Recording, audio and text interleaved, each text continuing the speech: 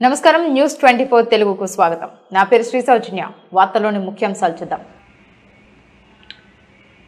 శంషాబాద్లోని airport colony road number 1, road number 2లో గత 3 నెలలుగా వీధి దీపాలు వెలగకపోవడంతో కాలనీ వాసులు తీవ్ర ఇబ్బందులు ఎదుర్కొంటున్నారు.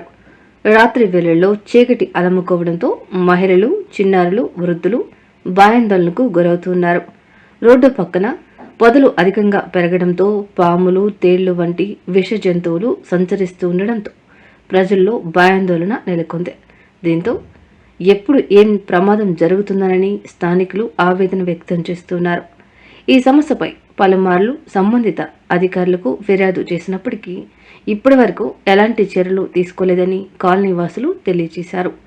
రేపటి బోనాల ఉత్సవాల సందర్భంగా భక్తులు, ప్రజలు అధిక సంఖ్యలో రాకపోకలు సాగించే నేపథ్యంలో వెంటనే వీధి దీపాలను పునరుద్ధరించి పొదలను తొలగించి పరిసరాలను శుభ్రపరచాలని జీహెచ్ఎంసీ అధికారులను స్థానికులు కోరుతున్నారు. ఐరన్ షో మాట్లాడుతున్నాం. ఆ లైట్ ఒక్కటి వస్తున్నాయి కదా బండి ముంగట గాడి దాడికి వెళ్ళుకుంటే ఎట్లా చెప్పారు చీకట్ల వీడికి వెళ్ళి అందాక ఏది లేదు, సుమ్మా చీకటి. లాస్ట్ డెడ్ అండ్ ఎట్లుంటుంది చెప్పారు. పాములు, తేళ్ళు అన్నీ అవి కూడా వేస్తావు పాములు, తేళ్ళు.